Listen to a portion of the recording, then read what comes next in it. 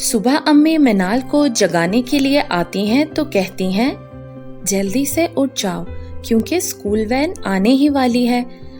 लेकिन मिनाल मुंह बनाकर कहती है, अम्मी आज मेरे सर में बहुत दर्द हो रहा है, इसलिए मैं छुट्टी कर लूं? अम्मी मिनाल की बात सुनकर कहती हैं, बिल्कुल भी नहीं, मुझे पता है स्कूल के वक्त तुम्हारे सर में दर्द क्यों होता है। चलो तैयारी करो और स्कूल जाओ, कोई बहाना नहीं चलेगा।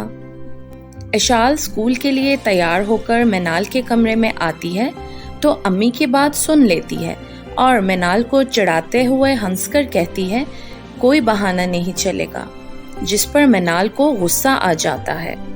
मिनाल और इशाल जब तैयार होकर नीचे आती हैं तो वैन वाले अंकल जोर जोर से हॉर्न बजा रहे होते हैं।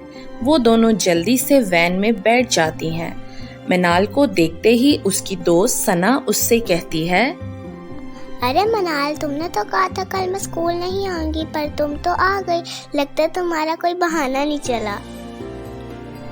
इशाल सना की बात सुनकर शरारत से कहती है कि आज वाकई मिनाल का कोई बहाना नहीं चला।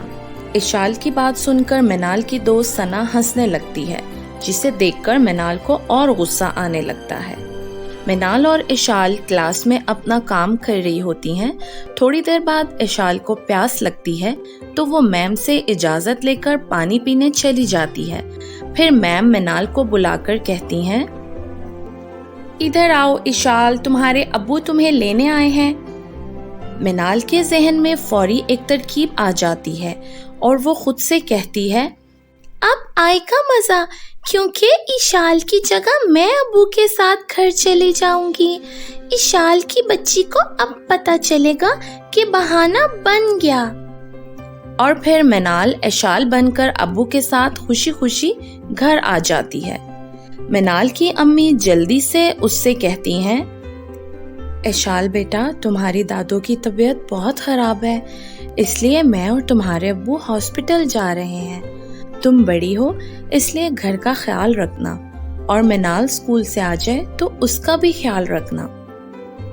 लेकिन मिनाल घर में अकेले रहने का सुनकर परेशान हो जाती है, क्योंकि उसे अकेले रहने से बहुत डर लगता है।